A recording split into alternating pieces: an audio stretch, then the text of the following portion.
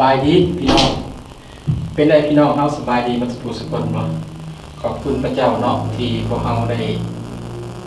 มีโอกาสได้เข้ามาสรรเสริญถวายพระเกียรติองค์เจ้าอีกในเสาร์อาทิตย์วันนี้เนาะและพี่น้องที่อยู่ทางบ้านเด้ก็ขอให้คุณความหักของพระเจ้าจงสถิตอยู่นำพี่น้องเนาะถ้าหากว่าพี่น้องมีโอกาสหรือเวลาหรือมีความปรารถนาที่อยากจะมานมัสการร่วมกับพวกเราอยู่ในวิกินิ่งลาวเซียนเชิร์พวกเราก็ยินดีต้อนรับเนาะยินดีต้อนรับแล้วก็ขอพี่น้องเข้ามาจะได้รับความอบอุ่นและได้รับการได้ยินได้ฟังและยิ่งจะเข้าใจขึ้นไปอีกเนาะเอเมนให้พวกเรา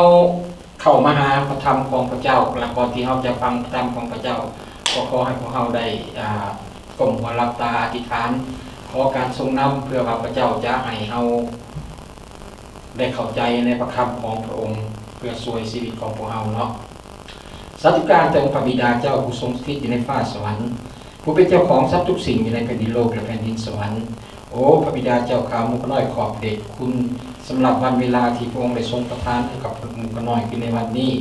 ให้มุกน้อยได้เข้ามาสรรเสริญถวายพระเกียรติพระองค์ได้ยินได้ฟังพระวจนะของพระองค์เจ้าซึ่งเป็นพระวจนะที่เป็นประกอบด้วยชีวิตได้ยินได้ฟังแล้วเฮ็ดให้ชีวิตมุกน้อยได้เจริญและเปลี่ยนไปในทางที่ดีฉะนั้นพระบิดาเจ้าข้าเพื่อว่ามุกน้อยจะบ่เสียผลประโยชน์เปล่าในการฟังมุกน้อยจึงอ้อนวอนต่อพระองค์เจ้าขอพระองค์ทรงโปรดประทานสติปัญญาอันมาจากพระองค์เจ้านั้นให้กับมุกน้อยเพื่อว่ามุกน้อยจะได้รับสิ่งเหล่านี้เข้าไปในสู่ในจิตใจของมุกน้อยและจะใช้สติปัญญานี้เข้าในการได้ยินได้ฟังและพิจารณาอินตองต่อพระคำของพระองค์เพื่อประกอบใช้ในชีวิตให้เกิดผลพระบิดาเจ้าข้าสำหรับส่วนตัวของขน้อยเองผู้ที่จะกล่าวพระวจนะก็เช่นเดียวกันขน้อยอ้อนวอนต่อพระองค์ขอพระองค์ทรงสถิตอยู่สวมทับอยู่ในนำขน้อยในเวลาชั่วโมงนี้ที่ขน้อยจะกล่าวพระวจนะของพระองค์ออกไปนั้นก็ขอให้พระองค์ทรงโปรดประทานสติปัญญาให้ความกล้าหาญและให้ความชัดเจนทุกถ้อยคำที่พระองค์ทรงจัดเตรียมไว้ให้ขน้อยได้ออกมากล่าวเพื่อว่าญาติพี่น้องของขน้อยที่ได้ยินได้ฟังและจะเข้าใจจะเป็นผลดีต่อเป็นประโยชน์อันดีแก่คนฉะนั้นขน้อยเองจึงอ้อนวอนอธิษฐานต่อพระองค์ขอการทรงนำอันนี้จากพระองค์เจ้าด้วยความเชื่อในพระนามบริสุทธิ์ของพระเยซูคริสต์เจ้าเอเมนขอบคุณพระเจ้า พี่น้องที่รักพระคำของพวกเราในวันนี้ข้าพเจ้าใส่ชื่อว่าพระหัตถ์ของพระเจ้าหรือว่ามือของพระเจ้าในการฟื้นฟูชีวิตของใครล่ะก็ชีวิตของพวกเราทุกคนนี่แหละคริสเตียนของพวกเรามีความเข้าใจว่าพระเจ้าเป็นผู้ฟื้นฟูชีวิตของพวกเราขึ้นใหม่ในเมื่อพวกเราเชื่อฟังพระองค์พวกเราขอบคุณพระเจ้าที่พระองค์ทรงประทานพระคุณอันยิ่งใหญ่เกินกว่าที่พวกเราจะเกินกว่าที่พวกเราที่เป็นมนุษย์ธรรมดาสติของมนุษย์ของธรรมดานี่จะเข้าใจได้และด้วยความหักอันยิ่งใหญ่ของพระองค์นั้นพระองค์ได้ประทานชีวิตของพระองค์พระบุตรของพระองค์คือพระเยซูคริสต์นั้นเป็นค่าไถ่บาปของพวกเราแทนที่เราจะบาปตัวนั้นแทนที่เราจะได้เข้าไปในนรกที่เป็นบ่อนค่าตอบแทนกับความบาปที่เราเฮ็ดนั้นแต่เรากลับได้ชีวิตของพระเยซูคริสต์ได้มาตายไถ่แทนเราได้เอาความบาปอันนั้นไปและให้พวกเราได้หลุดพ้นกับให้พวกเราได้เข้ามาอยู่ใต้ห่มพระคุณอันยิ่งใหญ่ของพระเจ้าบ่เพียงแต่เท่านั้นพระเจ้ายังฟื้นฟูชีวิตของพวกเราให้เกิดใหม่อีกจนกว่าบางครั้งพระเจ้าเฮ็ดให้พวกเราแปลกใจเฮาเบิ่งแล้วมันเฮาได้ยินเรื่องนี้แล้วเฮาแปลกใจแต่ในทำนองเดียวพี่น้องที่รักการทำงานของพระเจ้านั้นพระองค์ทำผ่านพวกเราทุกคนที่เป็นไพพลของพระเจ้าที่เป็นผู้เชื่อ ศรัทธาในพระเจ้าเชื่อวางใจในพระเจ้าและการนั้นนี่มันเกิดขึ้นอย่างอัศจรรย์เกินกว่าที่พวกเราจะคาดหวังในชีวิตของพวกเราถ้าพวกเรากับสำเร็จสำรวจเบิ่งพี่น้องที่รักในวันนี้ข้าน้อยอยากให้พระวจนะของพวกเราเนี่ยในข้าน้อยที่เบาออกไปในวันนี้ให้นำพาพวกเราได้เห็นพระหัตถ์ของพระเจ้าผ่านทางชีวิตของพวกเราเนาะโดยเขาจะอาศัยประธรรม2 กษัตริย์บทที่5ข้อที่1-3แล้วก็ต่อไป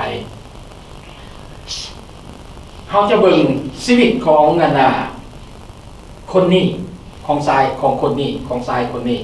เพื่อจะมาเบิ่งในเพื่อจะมาประกอบและดูประกอบใส่กับชีวิตของพวกเราว่าเฮาเป็นแบบใดเนาะ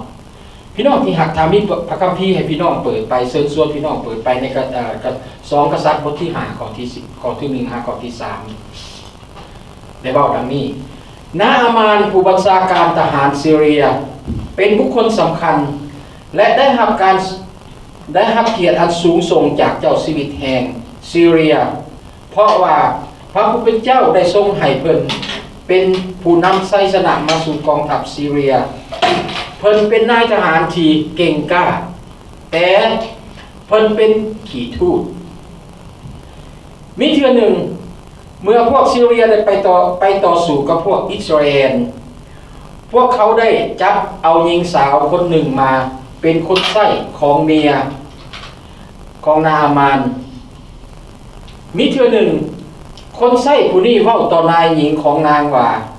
ข้าน้อยอยากให้นายผู้ชายไปหาผู้ประกาศพระธรรมที่ซามารียคนผู้นั้นสามารถปีนปัวพญาขี้ทูตของเจ้านายให้ดีได้เอเมนขอบคุณพระเจ้าเนาะในเวลานั้นแม่นผู้ประกาศพระธรรมเอลียาและเอลิซาที่ได้รับการประกาศพระธรรมในเขตอิสราเอลในระยะที่เวลาที่ชาวอิสราเอลในเวลานั้นบ่ยอมบ่หันหนีจากพระเจ้าเฮาขอบคุณพระเจ้าเนาะเนี่ยที่เฮาได้ยินแบบที่ชนชาติอิสราเอลที่พระเจ้าก่อตั้งเขาขึ้นมาด้วยมือของพระองค์นะเขาหันหนีจากพระองค์เป็นไปได้แน่ๆแต่ว่าเฮาขอบคุณพระเจ้าที่พระเจ้าได้เอิ้นเฮาเข้ามาเนาะและการที่พระเจ้าจะให้เขาหันกลับคืนหาพระองค์อีกแม้นพระองค์เองจะต้องลงโทษเขาและเขาจะต้องเผชิญหน้ากับการพิพากษาของพระเจ้าและวิธีหนึ่งที่พระเจ้าจะตีสอนคนของพระองค์ในเวลานั้นพระองค์ได้เฮ็ดให้เกิดสงครามจากอาณาจักรอื่นๆต่างประเทศเนาะคือซีเรียแม่นหนึ่งในประเทศที่พระเจ้าได้ใช้ให้เขามาทำลายอิสราเอลในเวลานั้นเมื่อเรามาอ่านมาฮอดยุคนี้เราเห็นว่าในประคำตอนนี้คือมีการกำหนดอันหนึ่งที่เกิดขึ้นที่เราจะเห็นคือสงครามกับการปิ่นปัวที่น่าอัศจรรย์ของนาฮามานเนาะนาฮามานเป็นผู้บัญชาการทหารของซีเรียเป็นบุคคลที่สำคัญและได้รับเกียรติอันสูงส่งจากพระเจ้าจากเจ้าแห่งนอกเป็นพระเจ้าจากกษัตริย์แห่งซีเรีย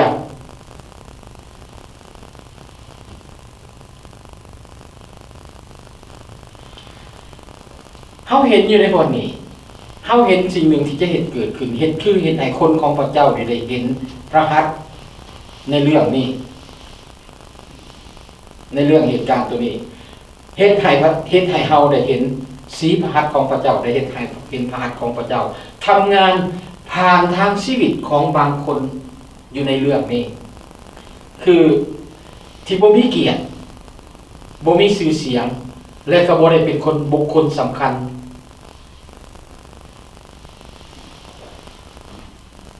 ความจริงแล้วเรื่องการได้รับการปิดปัวของนาอามานนั้นเป็นเหตุการณ์ที่บ่น่าที่จะเป็นไปได้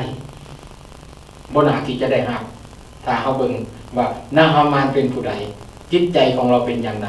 เราจะได้รับการปิดตัวจากพระเจ้ามันเป็นไปบ่ได้ในข้อที่1พวกเฮาเห็นในข้อคำที่เฮาอ่านไปเมื่อกี้นี้ว่าพระคำได้ชี้แจงให้พวกเฮารู้ประวัติความเป็นมาของนาอามานเป็นผู้บัญชาการกองทัพซีเรียเป็นคนสำคัญของกษัตริย์ซีเรียกษัตริย์ซีเรียให้เกียรติยกย่องเราอย่างสูงและเรายังเป็นนักรบที่กล้าหาญแต่คำว่าแต่นี่มันมีอีกสิ่งหนึ่งที่จะเป็นให้อันนั้นปัญหาทั้งหมดที่จะตกลงเนาะแต่เรามีปัญหาภายในตัวของเราเองคือเราเป็นขี้ทู่แล้วพระคัมภีร์ก็บ่ได้บอกพวกเฮาว่าบ่ได้บอกพวกเฮาว่าพญาติขี้ทู่ของเราน่ะมันร้ายแรงขนาดใดอยู่ในเกณฑ์ใดเกรด3เกรด4บ่เกรดใดพวกเฮาบ่ฮู้ว่าอยู่ระดับใดแต่พวกเฮาฮู้ว่าปัญหาที่เกิดขึ้นกับเรานั้นในเวลาที่เรานี่ได้พิสูจน์ให้พวกเราเห็นว่านาฮามานมีความทุกข์โศกและเกิดความขมขื่นอยู่ในจิตใจอย่างหนักหน่วงพอสมควรสำหรับเราพี่น้องที่รักในการประกาศข่าวประเสริฐของพวกเราที่นั่งอยู่นี่หลายคนอันนี้เขาเราต้องขอโทษนะพี่น้องบางเทื่อพี่น้องอาจจะบอกว่าเวียงสวรรค์ดูถูกความรู้ความเข้าใจความสามารถของพวกเราเขาน้อยบ่ได้ว่าจังซั่นแต่ความรู้สึกอันหนึ่งที่มันเกิดขึ้นในตัวของพวกเราที่เฮาเองที่เข้ามาเป็นคริสเตียนหลายปีแล้วบางคนก็ได้10ปี20ปี30ปี50ปีแต่พวกเฮายังบ่ทันได้กล้าที่จะยืนขึ้นและออกไปประกาศแม้แต่จะเชิญชวนอันดาคนใดคนหนึ่งให้พระเจ้าเขามาเยี่ยมยามโบสถ์เฮายังบ่กล้าพี่น้องเลยบ่ฮู้ว่าเพราะย้อนหยังเพราะเฮามีสิ่งนี้ว่าเฮาเห็นบุคคลที่ยืนอยู่ต่อหน้าเฮานั้นเป็นคนที่มีอำนาจวาสนาหรือว่าเป็นคนที่หั่งมีเป็นคนที่มียศถาบรรดาศักดิ์หรือให้ได้มีเกียรติศักดิ์ศรีต่างๆแต่เฮาบ่เห็นความทุกข์ภายในของพระเจ้า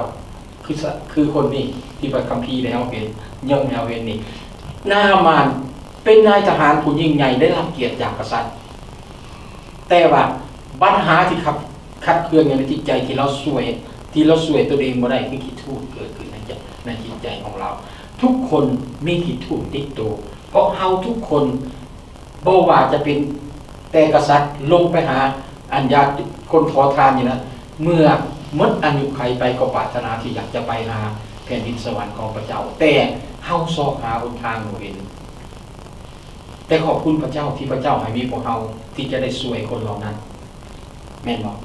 เฮาขอบคุณพระเจ้าฉะนั้นพี่น้องให้เฮาสำรวจเบิ่งตัวเองในตรงนี้เนาะนาฮามานคมคืนกับสิ่งที่เราเกิดขึ้นพี่น้องที่รักนี่แม่นผู้ชายที่ยิ่งใหญ่ที่มีเกียรติและมีความสำเร็จแต่เสื่องซ่อนความเจ็บปวดและความอับอายและต้องไปเผชิญหน้ากับการปฏิเสธของฝูงชนที่เห็นมาเราเป็นขี้ทู่อยู่ในวันนี้เมื่อเฮาเบิ่งในพระคัมภีร์เดิมในสมัยตะกี้คนขี้ทู่เขาเจ้ารังเกียจเพราะว่าเขาเจ้าถือว่าคนผู้นั้นบ่สะอาดคือเป็นคนที่ทำผิดทำบาปอะไรหนึ่งมาจึงเกิดเป็นแบบนั้นแต่สมัยกันน้อยยังน้อยกันน้อยก็พวกเฮาอยู่ในศาสนาพุทธเนาะก็เคยได้ว่า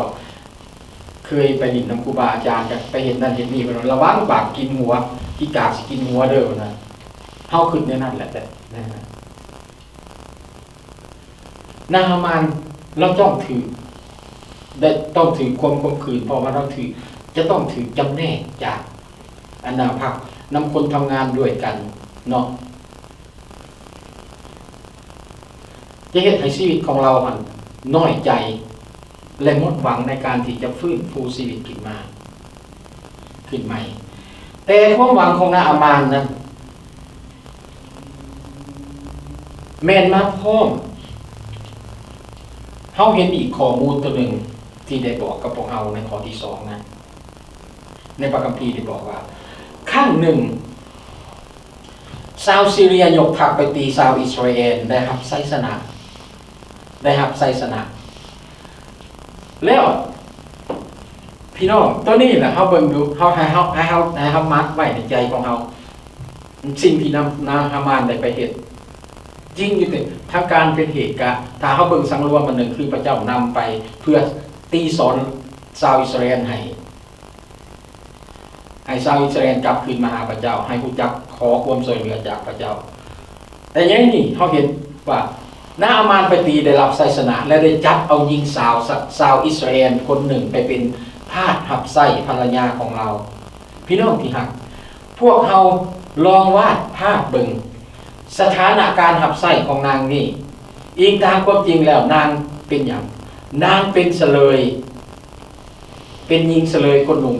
ให้เฮาเบิ่งสภาพความแตกต่างระหว่างหญิงทาสกับนาฮามานหญิงทาสเป็นคนหับไส้นะเป็นคนหับไส้นาฮามานเป็นผู้บัญชาการทหารซีเรียที่ยิ่งใหญ่ฉะนั้นบ่มีไผเฮาเองก็บ่ได้คาดคิดว่าไผที่จะช่วยให้คำแนะนำหรือปิ่นปัวพญาติผิวหนังให้กับนาฮามานตัวนี้จุดนี้พี่น้องเฮาเบิ่งตัวเองชีวิตของเฮาที่เป็นคริสเตียนบางครั้งเฮาอาจจะนั่งซื่อๆเฮาอาจจะบอกว่าเฮาบ่มีความรู้บ่มีความสามารถทางด้านพระคัมภีร์เหมือนศิษยาภิบาลเหมือนครูสอนเหมือนนาดา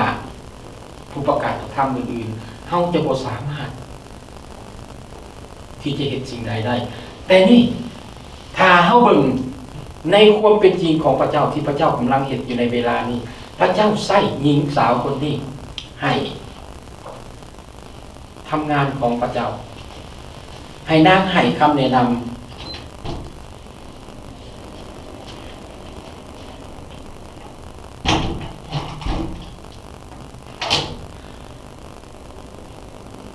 นางมีความรู้สึกเมตตาสงสาร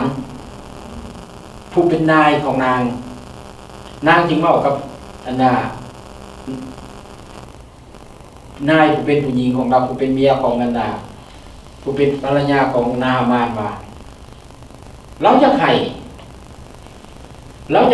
นาฮามานนี่ไปพบกับคนหนึ่งที่เป็นผู้ประกาศพระธรรมอยู่ในซามาเรียนี่คือการแสดงความรู้สึกความเคารพต่อผู้เป็นนายเราให้คำแนะนำแล้วในข้อพระคัมภีร์ว่าข้าน้อยอยากให้นายผู้ชายไปหาผู้ประกาศพระธรรมผู้ประกาศพระค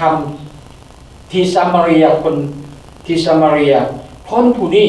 สามารถปัวพญาขี้ทูตของเจ้านายให้ดีได้เราการันตีว่าเราแน่ใจว่าถ้าว่านาฮามานไปพบกับผู้ประกาศพระธรรมผู้นี้สามารถปิ่นปัวนาฮามานและเราเองสามารถซอยนายผู้ชายของเราได้พี่น้องอยู่ในนี้เขาเห็นว่าถ้าเฮาหากบอกหรือว่าเชิญคนใดคนหนึ่งเข้ามาบ่แม่นเฮาที่จะเฮ็ดให้เขาเจ้าเข้าใจพระวจนะคำของพระเจ้าแต่ว่าผู้นำของเฮาที่มีอยู่ในโบสถ์ในวิหารนั้นจะช่วยอธิบายและแจ้งให้เขาเจ้าได้เข้าใจในเรื่องนี้เรื่องการปิ่นปัวการได้รับการปิ่นปัวของนาฮามานนี่มันบ่เป็นเรื่องบังเอิญนี่แม่นพระหัตถ์ของพระเจ้าที่ทำงานของพระองค์ผ่านบุคคลที่เบิ่งแล้วคือบ่เป็นหน้าที่จะเป็นไปได้ในสถานะก็ยังต่ำต้อยแล้วเพราะว่าเราเป็นเพียงคนที่เป็นเสลยที่ถูกจับมาและให้ใช้เป็นขาทาสในครัวเรือนพี่น้องพ พระเจ้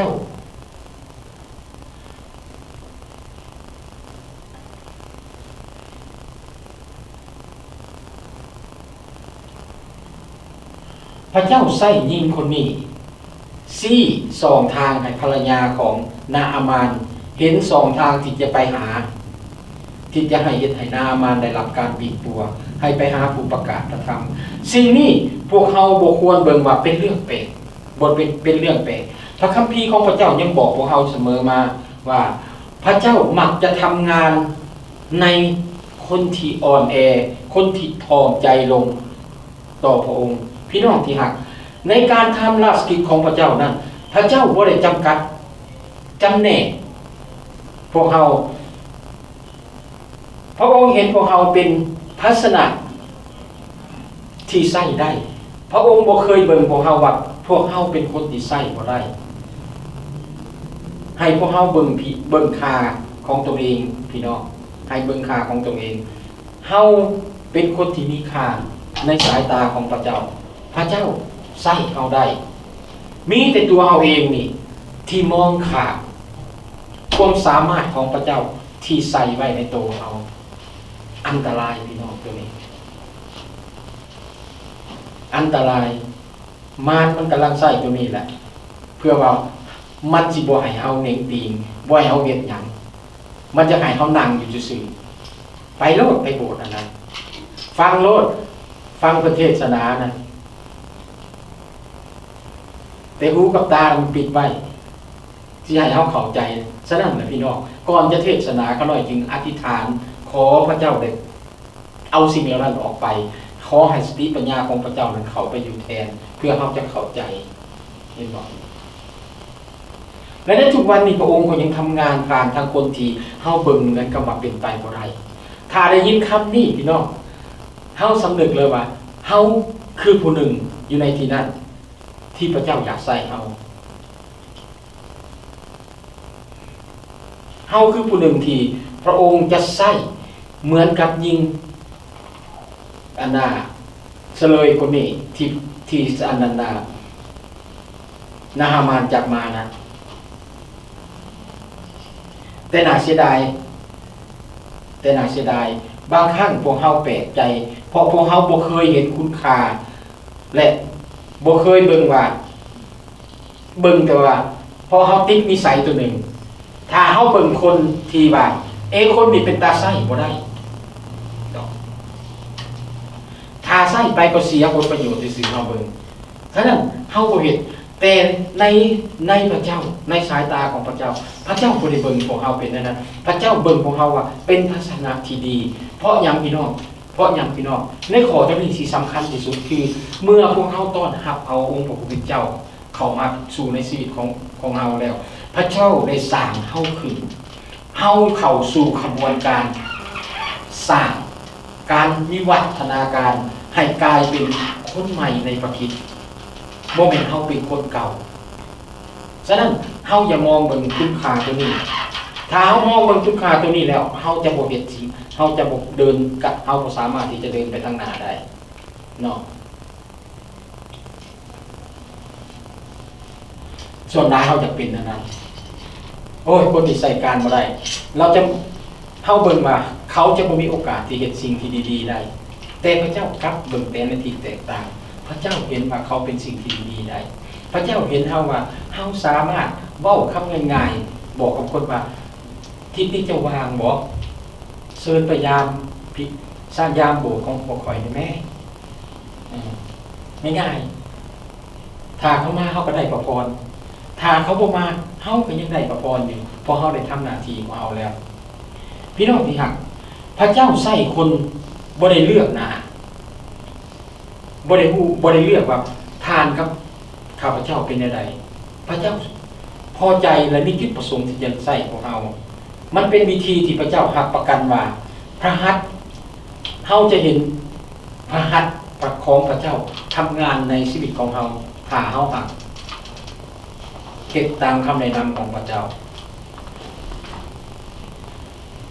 2กษัตริย์บทที่5ข้อที่10ข้อที่12ได้เว้าดังนี้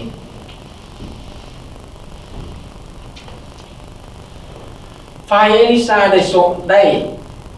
ส่งคนมาบอกนาอามานว่าจงไปอาบน้ำที่แม่น้ำจอร์แดน7 เทื่อ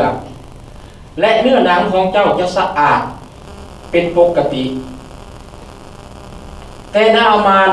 ใจห้ายและย่างออกไปพร้อมทั้งจุมมามีคนมาเคาะประตูมีคนเคาะประตูเข้ามา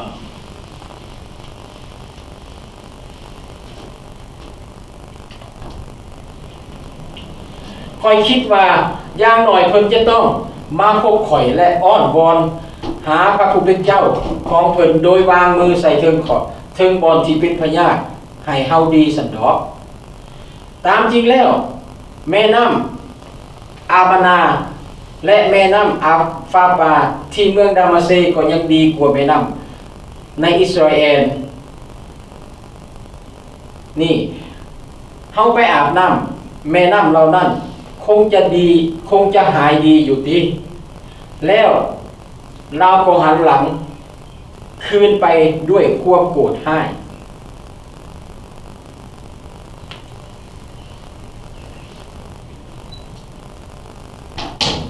พี่น้องที่รักความเสื่อฟังพระเจ้าแสดงออกให้เห็นถึงวิธีทางในการเดินไปกับพระเจ้าเพราะว่าสิ่งนี้มันเป็นเครื่องหมายที่เฮ็ดให้ความเสื่อของผู้เสื่อวางใจในพระเจ้านั้นเติบใหญ่ขยายตัวขึ้นและวิธีทางหนึ่งมันเป็นการแสดงออกถึงการขอบคุณของพระเจ้าที่มีพระกรุณาคุณความเมตตาต่อพวกเราโดยการเปิดโอกาสให้เราได้รับใช้พระองค์และช่วยคนอื่นรับใช้คนอื่นอันนี้มันเป็นความจริงที่ว่าการเชื่อฟังเป็นสิ่งที่สำคัญสำหรับผู้ที่เชื่อความเชื่อฟังนั้นเป็นสิ่งที่สำคัญสำหรับผู้เชื่อการเชื่อฟังเป็นสิ่งที่พวกเราทุกคนในคุมือนี้พวกเราที่เป็นคริสเตียนนี่ยังต่อสู้กับมันเฮาเว้าว่าเฮาเชื่อฟังแต่เฮาบ่เคยเห็นอันใดที่เป็นคำสั่งของพระเจ้าเฮาเป็นเหมือนกับคนที่เชื่อฟังพระเจ้าเชื่อฟังพระเยซูคริสต์เพราะเฮามีหลายเหตุผลที่จะอ้างที่จะต่อรองกับมันคือกันหน่อยได้ยินหลายคริสเตียนที่เวลาถูกตำหนิหรือว่าบ่แม่นถูกตำหนิหรือว่าถูกกันบอกว่าอยากให้เขาเจ้าเปลี่ยนแปลงสิ่งใดสิ่งหนึ่งเนาะหรือว่าเมื่อเขาประสบปัญหาสิ่งใดสิ่งหนึ่งมีคนเตือนใจว่าให้เขาเชื่อฟังพระเจ้าเขาจะบอกเลยว่าเขาย้อนคอยเชื่อฟังพระเจ้าในที่คอยจึงมาโบสถ์อยู่เป็นประจำการมาโบสถ์เป็นประจำนั้นมันบ่ได้ช่วยให้เฮามีหยังเปลี่ยนแปลงแต่การเชื่อฟังในพระวจนะคำของพระเจ้าและการเอาใจใส่ในพระวจนะคำของพระเจ้านั้นมันจะช่วยให้เฮามีการเปลี่ยนแปลงไปในทางที่ดี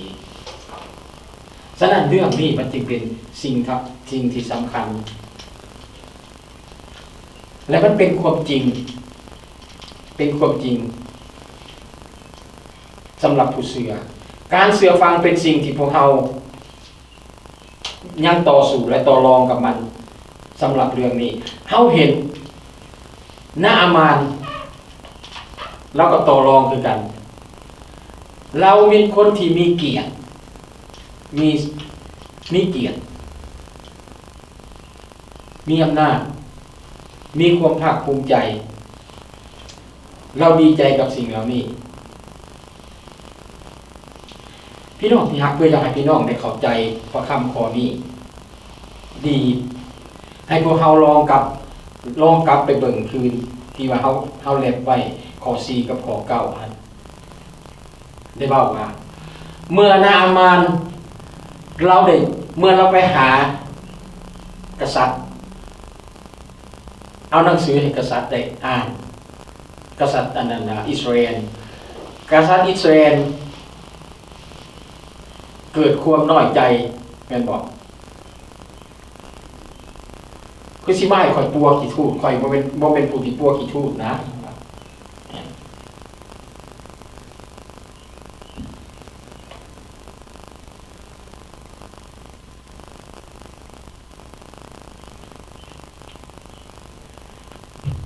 และสิ่งหนึ่ง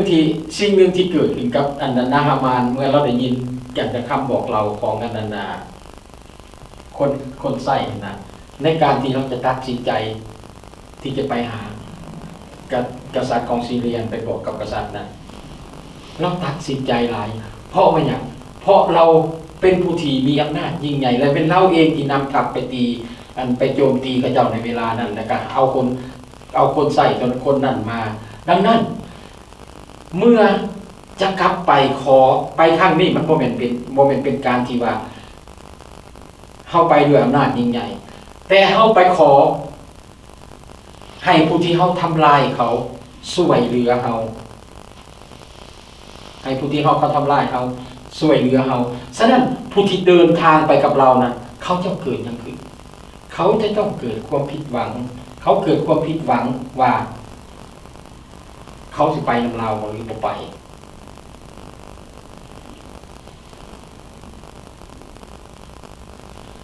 แต่ว่าในทางกรมการเมื่อเราไปฮอดกษัตริย์อันอิสราเอลนั้นเขาน้อยเชื่อว่ากษัตริย์อิสราเอลจะต้องให้ความต้อนรับเราเป็นอย่างดีเนาะในฐานะที่เราเป็นผู้ที่นักรบที่ยิ่งใหญ่แล้วก็เป็นนาผู้ที่นั้นแต่ว่าการปีนปัวนี่กษัตริย์อับจนจะช่วยเราได้ยังไงมันอาจจะบ่เป็นไปตามความคิดของเราแต่ว่าเฮาขอบคุณพระเจ้าในเรื่องนั้นเฮาเห็นว่าผู้ประกาศประทับนั้นได้บอกให้กษัตริย์ส่งเราไปหาผู้ประกาศประทับนั้นนาฮามานได้ไปหาผู้ประกาศประทับเอลิยาที่เรารู้จักเฮาลองขึ้นเบิ่งนี่ลองขึ้นเบิ่งสิ่งนี้ที่เกิดขึ้นนาฮามานเป็นแม่ทัพที่ยิ่งใหญ่ได้รับเกียรติได้รับเกียรติเป็นยศศักดิ์ที่จะมาจากนั้นแต่ว่าเมื่อนาฮามานไปพบกับปานันดาผู้ประกาศประทับเอลิซาแทนที่เอลิซาเองน่ะจะออกมาพบกับนาฮามานเองกับบอกให้คนใส่ของตนนั้นไปบอกกับนาฮามานว่าจงไปอาบน้ำที่แม่น้ำจอร์แดน7 เทื่อและนางของเจ้าจะสะอาดดีเป็นปกติมันมีอย่างจะเกิดขึ้นนาฮามานก็วิตใจให้ตรงนั้นเนาะออกนี้จากนั้นนาฮามานเราคาดหวังอะไรนาฮามานคาดหวังว่าเราจะพบกับเอลิซาและเอลิซาจะต้องออกมาไล่ลำหรือว่าวางมือลงใส่เราเลยอ้อนวอนอธิษฐานต่อพระเจ้าของเอลิซาท่านแล้วเฮ็ดให้เราดีพญาในเวลานั้นแต่กลับบอกให้เราไปอาบน้ำ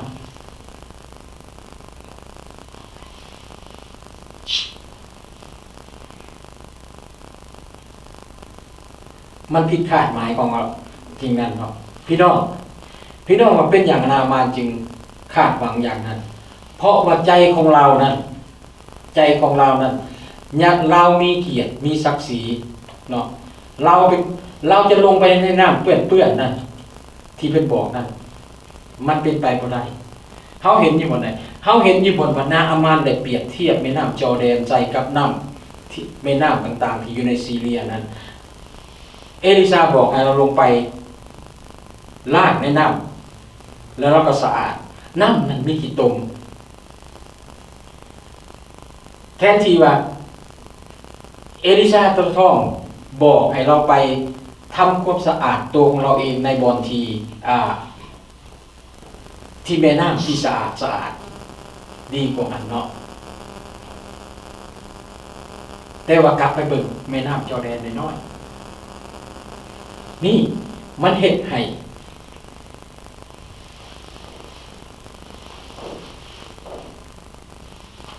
มันเฮ็ดให้นาฮามานใจหายนาฮามานบ่เพียงแต่ไป ประเมินผลในการปิดตัวของนันดาเอลิซาไปในทางโลกแต่เรายังกำลังทำลายต่อวิธีที่จะได้รับการปิดตัวของเราผู้ชายที่ถือว่าตัวเองเป็นพิเศษได้รับคำแนะนำที่บอกที่เบิ่งแล้วบ่ถูกต้องเหมือนกับเป็นการดูถูกความรู้สึกของเราความภาคภูมิใจของเราดังนั้นพี่น้องแต่วันในข้อที่12ในบอกของเฮาว่าเราได้หนีออกไปด้วยความโกรธแค้นเนาะความภาคภูมิใจของเรานำพาเราไปสู่บ่ได้นำพาเราไปสู่การปิ่นปัวเราบ่ได้ไปลงในแม่น้ำจอร์แดนสุดท้ายแต่ว่า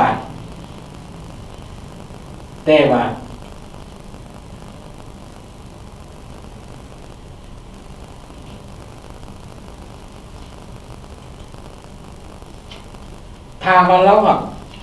ว่าเราตัดสินใจละสิ่งเหล่านี้เราจะได้สิ่งใดเกิดขึ้นถ้าเราฟังคำสั่งของผู้ประกาศประธรรมพี่น้องนี่ครับพระเจ้าเรียกห้องให้เฮาเชื่อฟังพระองค์อย่างสม่ำเสมอข้าพระเจ้าฮู้ว่าพวกเขาได้ยินเรื่อยๆในคำเทศนาว่าเชื่อฟังพระเจ้าเชื่อฟังพระเจ้าในทุกกรณีของชีวิตเมื่อเราฟังแล้วมันเป็นเรื่องธรรมดาคือเราได้ยินอยู่เรื่อยมันจึงเฮ็ดให้เราอันนั้นนี่แหละมันเป็นปัญหาดื้อดึงของพวกเราที่และเขาก็เห็นปัญหาตัวนี้มันเกิดขึ้นกับคนในสมัยพันธสัญญาเดิมเขาเห็นพระเจ้าได้ทำงานทุกสิ่งอย่างในผ่านทางพวกเขาแต่ว่าเขายังดื้อเขายังบ่ฟังความในเวลาที่พระเยซูคริสต์มากลับมากันพระเยซูคริสต์ก็ได้ต่อว่าพระเยซูคริสต์เมื่อพระเยซูคริสต์มาเข้ามาในโลกนี้ปรากฏตัวกับพวกเขานั้นพระเยซูคริสต์ก็ได้ว่าและคำเว้าที่เป็นคำที่แหลมคมของพระเยซูคริสต์เว้าที่เขาอ่านเห็นสำหรับพวกกันนาที่เป็นผู้นำในศาสนาสมัยนั้นให้เขาได้ศึกษาได้กวดเบิ่งเพื่อเขาจะบ่ได้เป็นเหมือนเขาเห็นในหลายสิ่งหลายอย่างที่ไม่ได้เขาเห็นพระเจ้าแต่เขาบ่ยอมเชื่อฟังเขาขอบคุณพระเจ้าแต่เพียงแต่เขาได้ยินได้ฟังวจนะของพระเจ้าได้ยินจากผู้ประกาศพระธรรมของพระเจ้ามันเป็นคำหนึ่งที่เขาฮู้เลยว่าเพิ่นการได้ยินได้ฟังเฮ็ดให้เฮาเกิดมีความเชื่อและความศรัทธาเมื่อความเชื่อความศรัทธาของพวกเฮาได้เกิดขึ้นแล้วเมื่อเฮาติดตามเข้าไปในพระวจนะของพระเจ้าเฮาได้เห็นความจริงฉะนั้นในเรื่องนี้ข้าพเจ้าจึงเคยแนะนำเรื่อยๆว่าให้พวกเฮาเอาใจใส่ในการ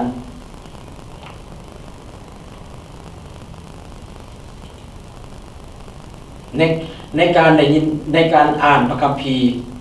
เพื่อว่าพวกเฮาจะบอกพลาดในสิ่งที่พระเจ้าต้องการบอกกับเฮา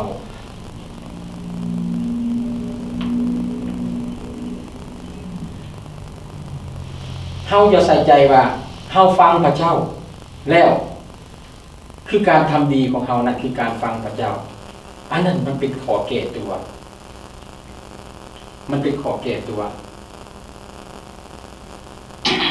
ข้อแก้ตัวของนาอามานเราเป็นยังไงข้อแก้ตัวของเราคือ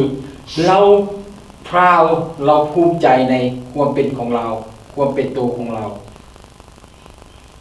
ซึ่งมีความหมายว่าเรารู้ว่าอันใดดีอันใดบ่ดีเฮาก็คือกัน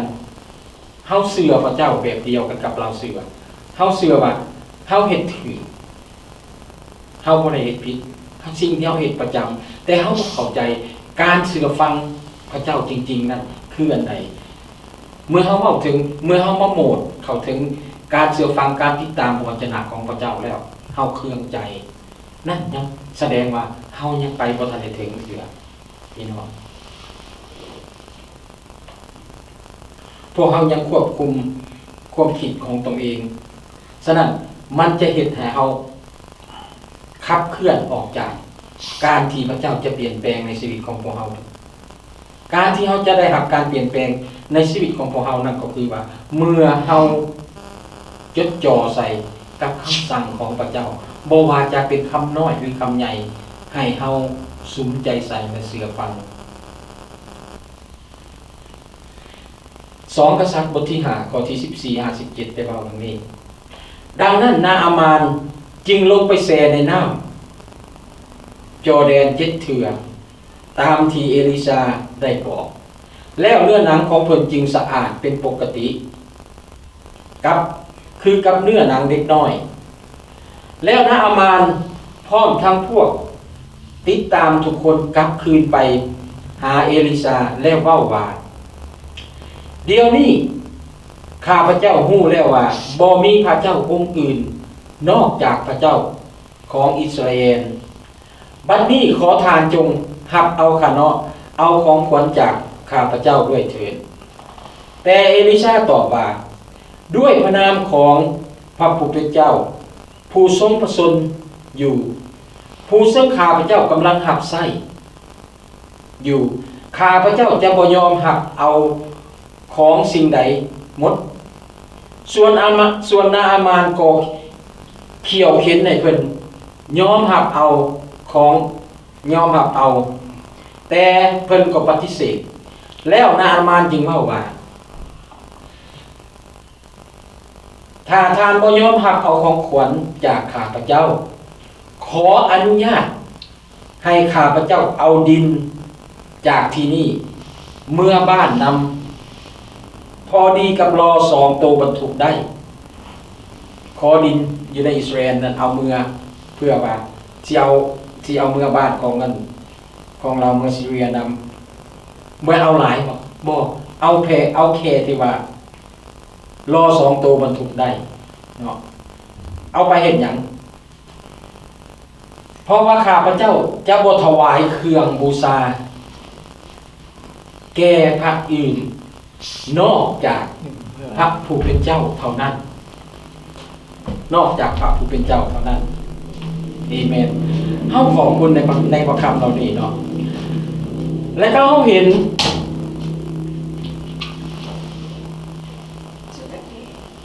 สมัยดีและเขาก็เห็นว่าการปิดปัวของนาอามานนั้นได้ประกอบขึ้นด้วยเหตุการณ์ต่างๆได้เกิดขึ้นจากเหตุการณ์ต่างๆจากที่ใจแข็งกระด้างของเราเราเปลี่ยนใจที่จะยอมรับฟังคือหนึ่งเมื่อนาอามานรู้ตัวเองว่าเราเป็นผู้บัญชาการกองทัพที่ยิ่งใหญ่ของซีเรียแต่เรากลับมาเปลี่ยนใจมายอมฟังคำเสนอจากคนไส้จากคนที่เป็นยิ่งขาทาสนั่นเราลองเบิ่งเราได้รับการปิ่นปัวแล้วก็ได้รับการการปิ่นปัวเฮ็ดให้เราดีพญาเห็นบ่อันที่สองการปิ่นปัวอันนั้นพญาของนาอามานนั่น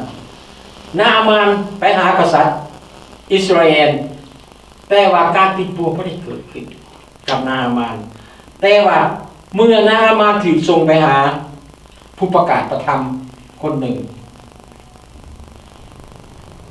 เราฟังสิ่งเหล่านั้น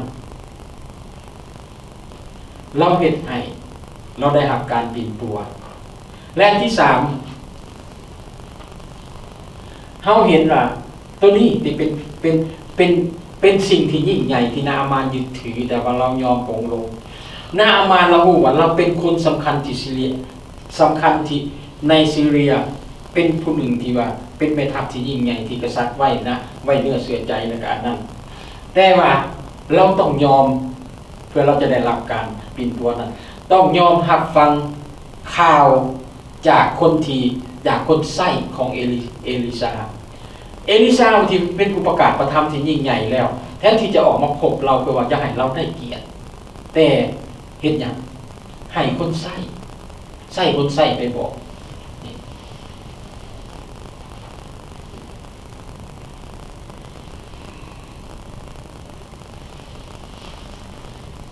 เมื่อเฮาเบิ่งในฐานะที่เฮาเป็นคนที่มีเกียรติเนาะเฮาเบิ่งเมื่อเฮาได้รับคำสั่งแบบนี้จากคนไส้นะมันบ่เป็นธรรมดาเนาะแต่ว่าเหตุการณ์นี้เฮาเบิ่งคือว่าต่ำแต่ว่าอยู่ในหันในสิ่งหนึ่งที่มันเกิดขึ้นอีกก็นั้น ผู้ติดตามของเรายิงทาสที่ไปนำเรานะยังเบิ่งแล้วยังมีความสลาดกว่านาฮามานยังมีความเข้าใจดีกว่านาฮามานเราเว้าต่อนาฮามานมาได้แต่ขาใส่ของเพิ่นเว้ากับเพิ่นว่าพอเอ้ยถ้าท่านหากว่าผู้ประกาศพระธรรมประกาศพระคำสร้างให้ทานเฮ็ดสิ่งที่ยากกว่าทานก็ควรเฮ็ดแต่เดี๋ยวนี้เพิ่นบอกทานเพียงแต่ให้ไปอาบน้ำแล้วทานก็จะสะอาดดีและพยาธินั่นก็จะหายเป็นยังทานจึงบ่เฮ็ดคนไส้บอกนามานถามว่าอันนั้นเอลิซาเองมาบอกกับเราอันว่าให้เราเฮ็ดสิ่งที่มีปัญหาอยู่ที่เป็นสิ่งที่ยากที่เราสามารถที่ต้องได้ทุ่มเทสุดขีดที่เฮ็ดได้เราก็เฮ็ดเพราะว่าเราอยากดีเราว่าแม่นบ่เฮาก็สิคือกันแต่ว่าอันนี้นี่นะเพียงแต่ลงไปในแม่น้ำจอร์แดนนั่นล่างโตๆของเจ้าได้ขึ้นมาเจ้าก็ดีเป็นจังจริงเจ้าบ่เฮ็ดฉะนั้นเมื่อนาฮามานตัดสินใจฟังและเฮ็ดตามสิ่งที่เกิดขึ้นในที่นี้ความภาคภูมิใจของเราต่อความภาคภูมิใจของเรานะที่เราต่อสู้นะที่เราต่อสู้อย่างนั้นเมื่อเรากลับมาฟังผู้ประกาศพระธรรมนั้นเราได้ถ่อมใจลงแล้วเราเป็นอย่างเราได้รับการปิ่นปัวได้รับการปิ่นปัวนี่พี่น้องธรรมชาติของความเสื่อฟังมันเป็นแรงกระตุ้นจูงใจมนุษย์ของพวกเราให้พวกเราถ่อมตัวลงการที่เราจะไปถึงจุดประสงค์ของพระเจ้าได้การที่จะเข้าไปถึงแผ่นดินสวรรค์ของพระเจ้าได้ความถ่อมตัวต้องเป็นที่หนึ่งเมื่อนาฮามานเต็มใจฟังนั่นคือการเลือกถือว่าเรายอมรับต่อสิทธิอำนาจอธิปไตยของพระเจ้าและในเวลานี้พวกเราถ่อมใจลงใต้สิทธิอำนาจของพระพุทธเจ้าที่ยิ่งใหญ่การถ่อมใจอันนั้นโอ้ยรีบมันพอพันมันแสดงให้เราเห็นว่าเฮาถ่อมตัวต่อพระเจ้าและเชื่อฟังต่อพระบัญญัติของพระเจ้าหรือคำสั่งของพระเจ้า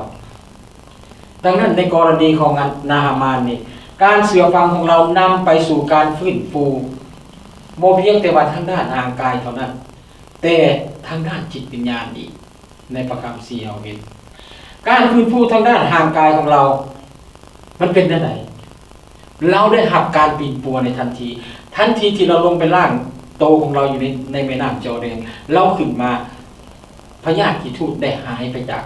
โตของเราและสำหรับการฟื้นฟูทางด้านจิตใจของเราเด็กเป็นจังได๋เฮาเห็นได้เมื่อเวลาที่เรากลับคืนไปที่บ้านเอลิซาเพื่อไปแสดงให้เอลิซาฮู้ถึงการฟื้นฟูชีวิตใหม่ของเราบ่ว่าจะเป็นทางด้านร่างกายหรือจิตวิญญาณก็จริงเฮาเห็นสิ่งหนึ่งที่สำคัญในพระคัมภีร์และน่าสนใจที่สุดที่นาฮามานเว้าต่อเอลิซานั่นมันคือความสารภาพที่ยอมรับที่มีคุณค่าที่สูงสุดเราเว้าได้ เดี๋ยวนี้ข้าพเจ้าฮู้แล้วว่าบ่มีพระเจ้าองค์อื่นในโลกนี้ยกเว้นพระเจ้าอิสราเอลเอเมนขอบคุณพระเจ้าพี่น้องที่รักความรอดพ้นของเฮาน่ะเฮาจะซอกหาอีกนำผู้อื่นน่ะบ่มีอีกแล้วมีแต่องค์พระเยซูคริสต์ผู้เดียวเท่านั้นที่นำความรอดพ้นอันยิ่งใหญ่นี้และความรอดพ้นอันนี้เมื่อเฮาฟังก่อนที่เฮาจะหลับเอานั่นมันเบิ่งคือเรื่องธรรมดามันง่ายโพดเพราะเฮาบ่ได้เฮ็ดเพียงแต่ยอมรับเชื่อ ตัดสินใจไปรับเสือ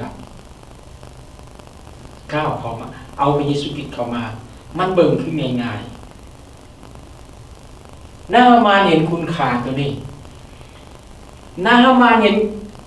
คุณค่าสิ่งที่พระเจ้าเฮ็ดผ่านทางนานายิงใส่คนนั้นคนทำใส่ไหนเรายอมรับว่าบ่มีพระเจ้าองค์ใดแล้วที่ใหญ่กว่ายิ่งใหญ่กว่ากษัตริย์ยิ่งใหญ่กว่าพระเจ้าในอิสราเอลพระเจ้าอิสราเอลนั้นสิ่งนี้มันเป็นคำเว้าบ่เป็นหน่อยมันท้าทายนาอามานก่อนที่เราจะกันตองคำเว้าคำนี้ออกมายอมรับคำเว้าคำนี้ออกมาเพราะอย่างเพราะเราเคยได้ยินเกี่ยวกับคำสอนต่างๆจากพระอื่นๆที่เรานับถือมาก่อนนะ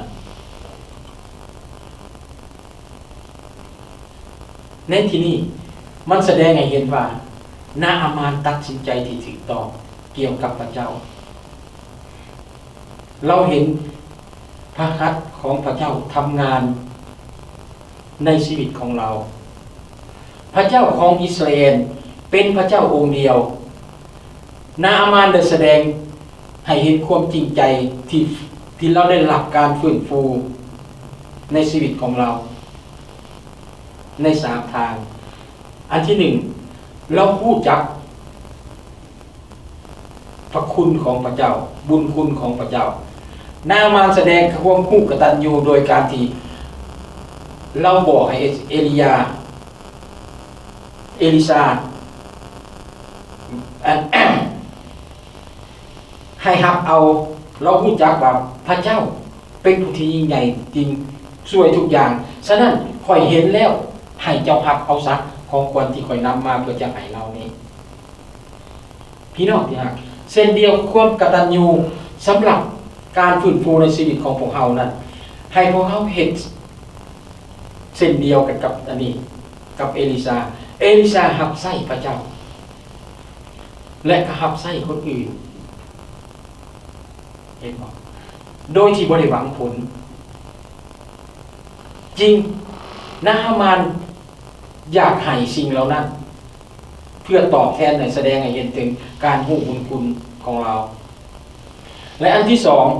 2คือเราให้คำสัญญานาอามานขอห้องนำเอลิซาขอให้ข้าน้อยถ้าเจ้าบ่ฮักสิ่งเหล่านี้ก็ตามแต่ขอให้ข้าน้อยได้เอาดินอิสราเอลนี่นะดินในเมืองอิสราเอลนี่เมื่อนำบ่เอาลายดอกเอาเพียงแต่ว่าพอรอ2ตัวนะเอาไปได้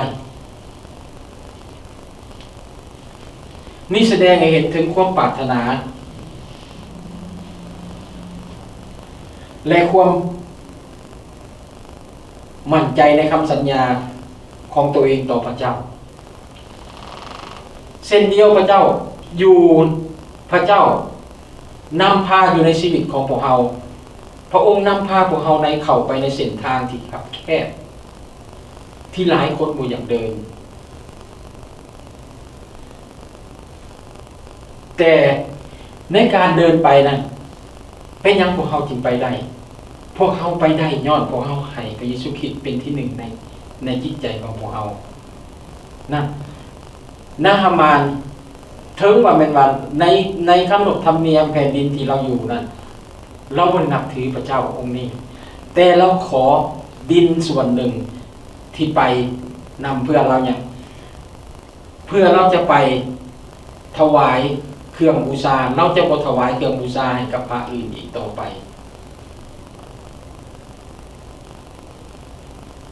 ข้าพเจ้าขอเพียงอย่างเดียวคือเวลาที่ข้าพเจ้าและอันที่3เนาะและอันที่3คือการเชื่อฟังของนาฮามานได้ปรากฏหลายหรือว่ามันเพิ่มหลายขึ้นอันนี้มันอยากเป็นสิ่งที่อยากให้มันเกิดมีอยู่ในชีวิตของคริสเตียนของพวกเรานาฮามานขอห้องเอลิซาให้เอลิซาขออภัยจากพระเจ้าให้สำหรับเราในการที่เราจะเข้าไปใน วิหาร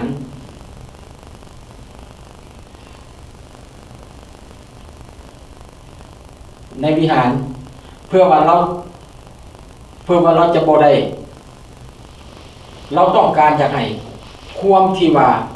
เราเชื่ออยู่ในนันนาพระเจ้าของอิสราเอลในเวลานั้นให้ติดอยู่กับเราตลอดไปเราขอไหนเราว่าต่ออิสราเอลตอนนั้นเอลิซามาและข้าพเจ้าขอเพียงอย่างเดียวคือเวลาที่ข้าพเจ้าไปนำกษัตริย์เพื่อนมัสการพระฮิมโมนของซีเรียนั่นขอให้พระผู้เป็นเจ้าได้โปรดอภัยข้าน้อยด้วย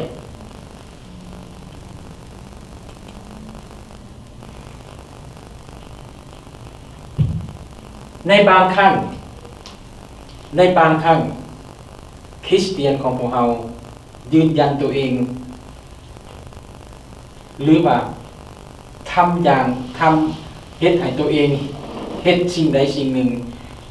โดยที่บกพร่องโดยบ่รู้สึกตัวในการที่เฮาออกไปประกาศนะเพราะว่าในบางบอนนะเฮาอาจจะบ่เข้าใจหรือบางครั้งเว้าง่ายๆสมมุติง่ายๆก็คือการทำงานของพวกเราในที่ทำงานของพวกเราบ่แม่นมีแต่คริสเตียนล้วนๆเฮาจะพบกับหลายๆคนและเฮาจะมีหลายสิ่งหลายอย่างที่เฮาจะได้ยินได้ฟังและเฮาจะได้เห็นเหมือนกับนาฮามานเห็นว่าจริงๆเราเป็นผู้ที่ยิ่งใหญ่สูงสุดแต่ว่าเรายังมีกษัตริย์ที่ยังคุ้มครองเราอยู่ฉะนั้นแต่ว่าเหนือจากกษัตริย์นั้นเราจึงมีพระเจ้าอีกฉะนั้นการที่จะติดตามกษัตริย์ของเรานั้นเราอยากให้เห็นอย่างเราอยากให้แสดงความรู้สึกในความเสื่อของเราให้เอลียานั้นได้เข้าใจลึกซึ้งขอให้พระเจ้าอิสราเอลนั้นอภัยโทษให้เราเมื่อเราเดินตามกษัตริย์เข้าไปเพราะนั่นคือความจำเป็นคือพวกเฮาก็ตามคือกันพวกเฮามีความจำเป็นในการทำมาหากินเฮาจะเข้าไปในที่นั้นฉะนั้นในแต่ละมื้อละวันน่ะพวกเฮาอธิษฐานให้กับตนเองให้เฮาได้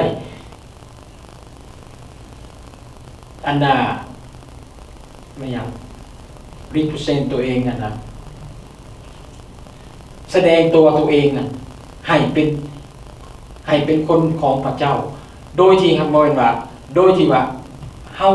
ให้คนอื่นบ่ได้มีความรู้สึกอึดอัดแต่ว่าเฮารู้จักในตัวของเฮาเองฉะนั้นเฮาจะต้องขอจากพระเจ้าขอให้พระเจ้าได้ช่วยนำเฮาในสถานที่นั้นในสิ่งที่เฮาคิดว่ามันบ่เหมาะสมที่เฮาจะเข้าไปในพ่อแม่พี่น้องสิตั้งใจไปคาสิโนแล้วขออธิษฐานเรื่องนี้ได้มันเป็นไปบ่ได้เด้อตัวนั้นเนาะนี่เฮาเห็นสิ่งที่ยิ่งใหญ่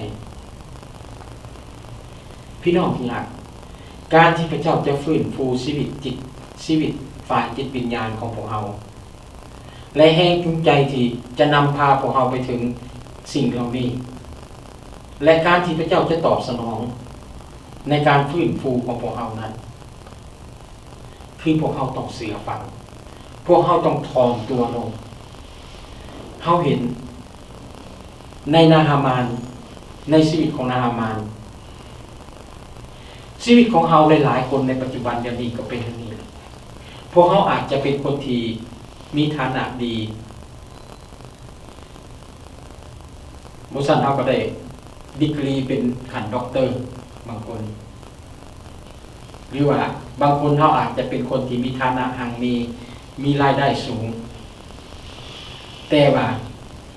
เบื้องลึกในลึกๆของหัวใจในกดบึ้งของหัวใจของพวกเรานั้นเฮายังเป็นกิทูตอยู่คือเหมือนกับนาฮามานเราต้องสอบแสวงหาการปิ่นปัวเพื่อเราจะหลุดพ้นออกจากสิ่งเหล่านั้น และพี่น้องจะเป็นนันดา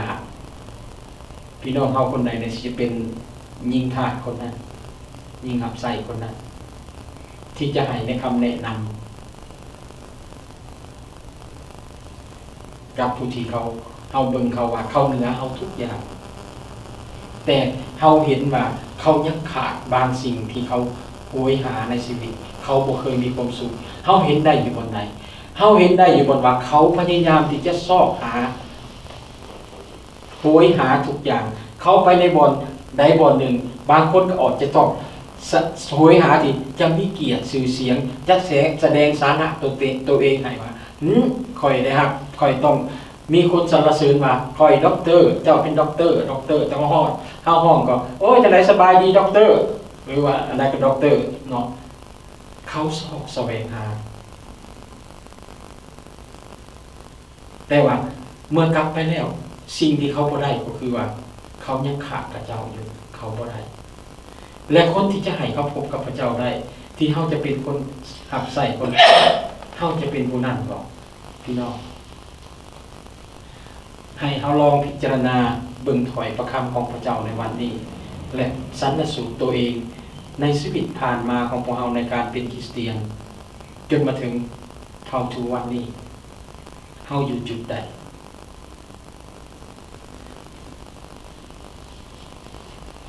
ในพระคัมภีร์ของพระเจ้าในวิวรณ์ในพระออกข่าวตอนหนึ่งเมื่อเวลาสุดท้ายของชีวิตที่เขาจะไปจากที่นี่นะไปบนพักเศร้าของพระเจ้าทาวรนะการงานทุกอย่างของพวกเขาก็หยุดพักและการงานของพวกเขานั้นจะตามไปในที่นั้นตามไปเพื่ออย่างเพื่อเขาจะได้หักบัตร